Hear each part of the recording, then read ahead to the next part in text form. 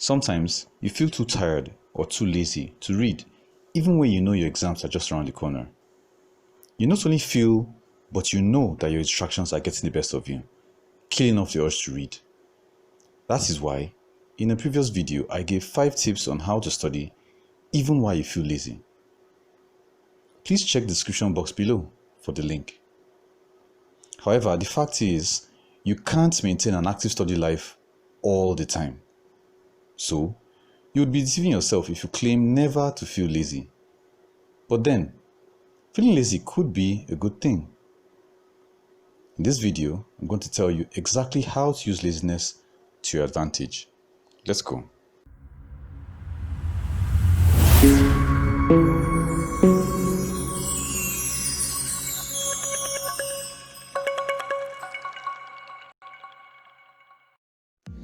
Hi everyone, you're welcome to Dental Storm. Like I said earlier, in this video, I'm going to give you 5 tips on how to use laziness to your advantage, especially if you really need to study. Let's start. Firstly, try to do small tasks regularly. When bouts of laziness come over you, you really don't feel up to doing anything. In fact, that chapter of the textbook you've been trying to read all day will be left uncompleted.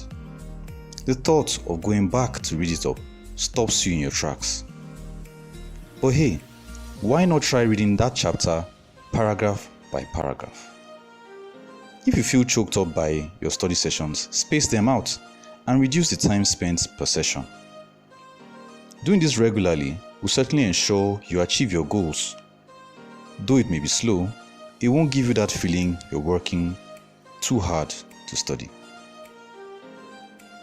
Tip number 2 is directly related to tip number 1, and that is change your study style. If you're on a roll before and now feel too lazy to read, why not assume the active study technique you were using initially is no more suitable? Probably you are studying less efficiently with too much effort. It's possible that you didn't enjoy the work and time you were putting in to achieve your study goals. So, putting in the work in half the time could help turn the tide. Therefore, feeling lazy could indicate the need to change your study style to help you minimize effort while maximizing efficiency.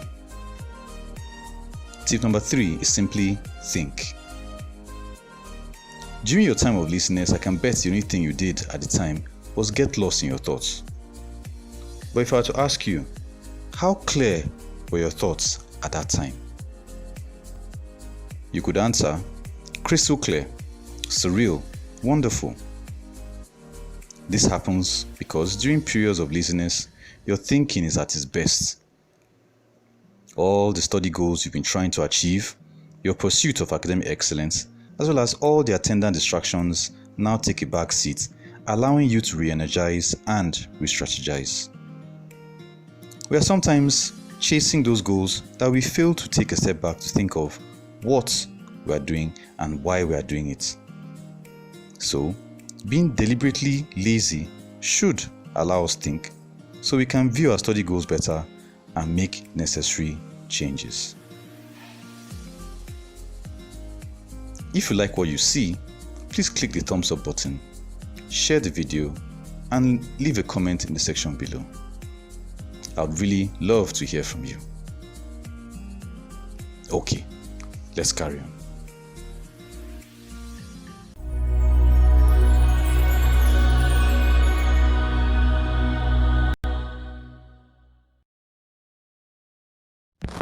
The 4th way of using laziness to your advantage is to relax. That sounds odd, doesn't it? Let me explain. Those people who aren't lazy at all are energetic, industrious, or productive. When you go to the library, reading rooms, or other study areas, you get to see such people assuming they are studying at peak efficiency. Actually, their studying may not be as effective as you think. A lot of them are very much distracted and are not achieving much. What being lazy allows you to do is to get your mind relaxed enough to increase concentration, ingenuity, as well as interest in your studies. The fifth and last way of using laziness to your advantage is seeing it as part of your break time.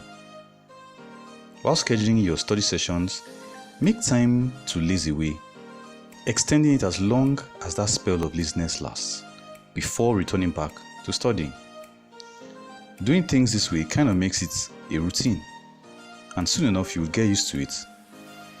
It leaves you not feeling guilty and ensures you switch off in a programmed fashion in between study sessions. Okay, in this video I've given 5 tips to use laziness to your advantage. These are: doing small tasks regularly, change your study style, think, relax, and see it as part of your break time. Though you can use laziness to your advantage, it must be translated to increase productivity and effectiveness, which should show as higher grades, better learning, and successful exams. Laziness is not a virtue, so don't dwell on it. I'll see you in my next video.